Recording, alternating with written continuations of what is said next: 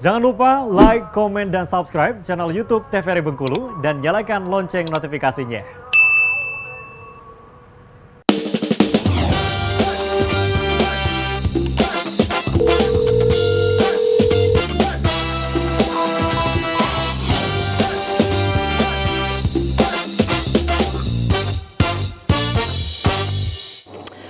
Baik, kembali pemirsa di rumah di Dokter Kita TVRI Bengkulu bersama Kita Sehat. Tentunya untuk hari ini kita masih membahas tentang preeklamsia pada kehamilan dan kita masih bersama Dr. Elsie dan juga Dr. Sela kembali. Tadi sempat ke komplikasi ya. Sekarang boleh silakan lanjutkan kembali untuk slide berikutnya mengenai preeklamsia ini apa sih? Kita silakan. Nah, ini komplikasi ya. Kita tadi juga udah disinggung juga sama Dr. Sela.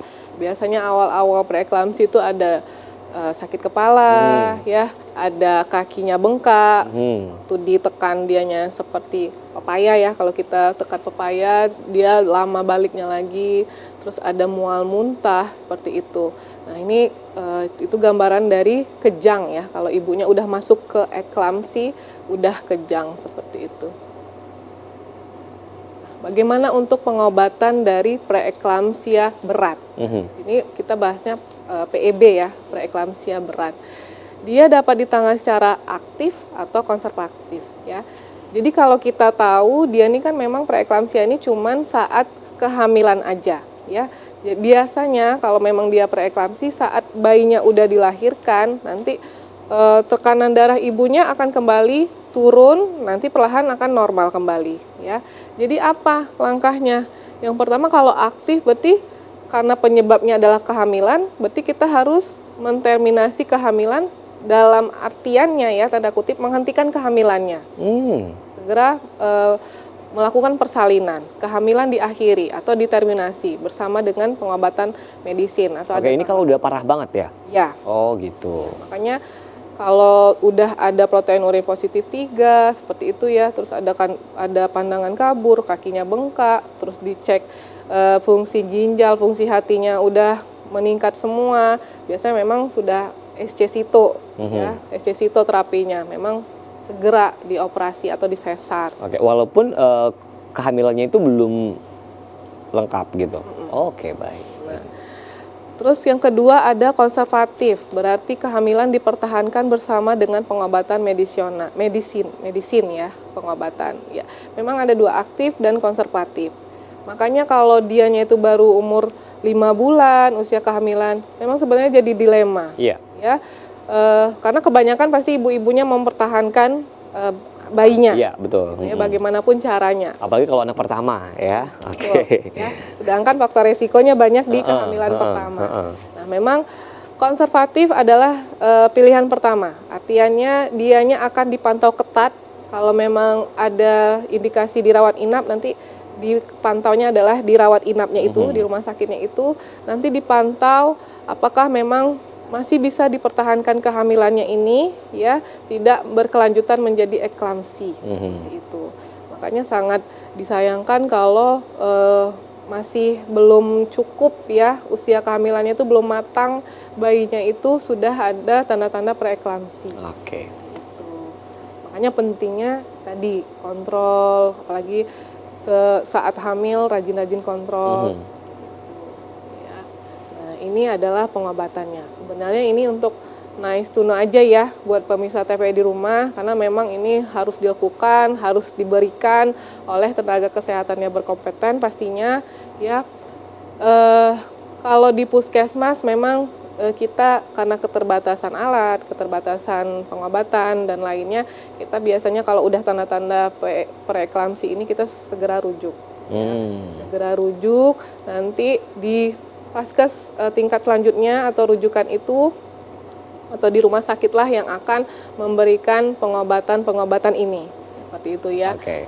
Dan yang mungkin yang harus dipahami oleh pemirsa TV di rumah, walaupun di sini ada obatnya ya, obat antihipertensi ya, ini obat antihipertensi pada ibu hamil ya, pada ibu hamil, dia tidak sama dengan obat antihipertensi pada orang yang tidak hamil. Oke. Jadi berarti ini obatnya khusus ya? Khusus, Oke. khusus ibu hamil dan pastinya ada pertimbangan-pertimbangan kenapa yang dipilih adalah yang ini, kenapa dipilih ini ya. Jadi mungkin kita familiarnya adalah obat antihipertensi itu seperti amlodipin, Betul. seperti atau kandesartan seperti itu ya. Itu tidak bisa kita berikan pada orang-orang yang preeklamsi atau pada ibu hamil. Jadi jangan sembarangan ya. Betul. Oke, dan harus Ibu dikonsultasikan hamil ke sangat dokter sensitif, pastinya. sangat sensitif pada obat-obatan karena dia bukan untuk dirinya saja tapi sudah untuk Janinnya. janinnya atau calon bayinya ya. Nggak hanya obat anti hipertensi aja, obat-obat lain juga Iya. sangat selektif untuk ibu hamil ini ya.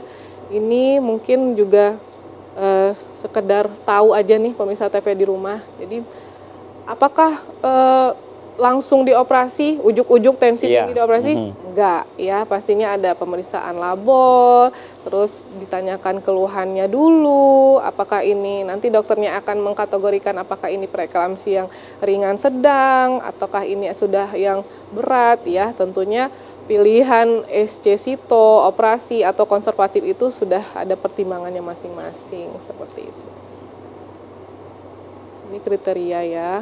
Kriteria terminasi tadi kayaknya udah disinggung juga sama Dokter Sela ya. Maksudnya di sini preeklamsi yang berat itu ciri-cirinya apa gitu ya. Misalnya kayak hipertensi berat yang tidak terkontrol, gejala preeklamsi berat seperti nyeri kepala, pandangan kabur seperti ya. Terus nanti dalam pemeriksaan mungkin ada udem paru ya. Mungkin manifestasinya udah mulai sesak nafas, ibu hamilnya seperti itu. Terus kalau pada janinnya ada, mungkin ini di USG ya, di USG bisa terlihat pertumbuhan janinnya terhambat, bisa dilihat dari ukuran kepalanya, dari ukuran perutnya ya. Kalau di USG itu ada femur length, seperti itu ya, ukuran dari tulang pahanya sesuai atau tidak dengan usia kehamilan yang seharusnya. Seperti itu. Oke, ini ya. Nah, bagaimana pencegahan untuk preeklamsi ini ya? Yang pertama pembatasan kalori, cairan, terus diet yang rendah garam ya dalam kehamilan bahkan membahayakan janin. Terus manfaat aspirin, kalsium dan lain-lainnya juga belum terbukti karena banyak yang beredar kalau mengkonsumsi kalsium ini dia bisa mencegah preeklamsi. Ya, tapi saya rasa kalau di puskesmas kan ibu-ibu hamil itu kan mendapat vitamin, asam folat, tablet tambah darah, biasanya kalsium. Juga tidak ada jaminan juga kalau rajin minum kalsium dan obat-obat lainnya itu bisa mencegah atau tidak sama sekali terkena preeklamsi.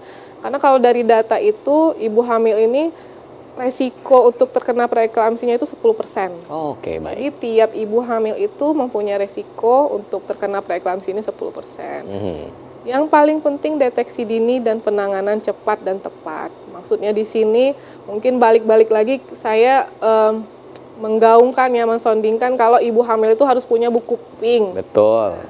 Harus datang ke puskesmas. Harus puskesmas. Syaratnya apa Bang Fahmi? Syaratnya harus hamil. Hamil aja. Gampang kan, syaratnya hanya hamil. Nanti di situ ada tuh grafiknya. Bulan ini tensinya sistolnya di titik mana, diastolnya di mana. Ya kita lihat stabil atau enggak dari bulan pertama, kalau bisa dari bulan pertama sampai 6 bulan selanjutnya sampailah dia melahirkan. Itu nanti juga bisa dibuatkan catatan apakah dari grafik tinggi badan, berat badan, gizi seperti itu, tensinya ini bisa nggak persalinannya ini normal atau cukup di bidan saja atau di vaskes saja atau harus dirujuk. Oke, intinya kontrol kehamilan penting ya. Iya. Oke, baik, kita akan jeda iklan dulu. Terima kasih, silakan duduk Dokter Elsa. Baik pemirsa, jangan kemana-mana, kita akan jeda iklan kembali. Tentunya tetap bersama kami di Dokter Kita TVRI Bengkulu, bersama kita sehat.